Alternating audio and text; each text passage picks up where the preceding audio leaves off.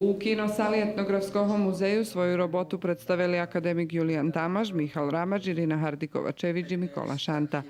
Akademik Tamaš bešedoval o fenomenu ruskej literaturi od jej samih počatkoch Ponješka, vyznačujući, že u našej literaturi kolo 90 pisatelja majú holjem jednu objavenu knjižku, a tvori da jednih prekladani i na drugi jaziki. To, že mi Rusnaci, to za nas Rusnacov važno, ali to za drugih ešte nič ne znači, keď to ta zajednica rusko-njemaco povez drugim zajednicom o zloženosti istorijnih egzistencijalnih situacija.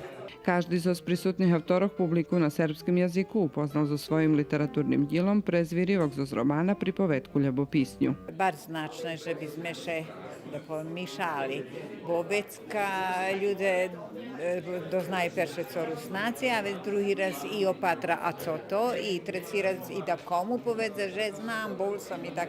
I to bolo da kedišnja na iste praksa, to še je vodelo rahunko. Bolo to veljo formalizmu, ali ne treba steko za to da kedi je ce dahto na ženje i već kad ti primeš da jaku informaciju i za nju pojdeš. Stihi na ruskim jaziku bešedovala Aleksandra Lendjer, a u muzičnej časti programi na gitari hral Dimitri Cap.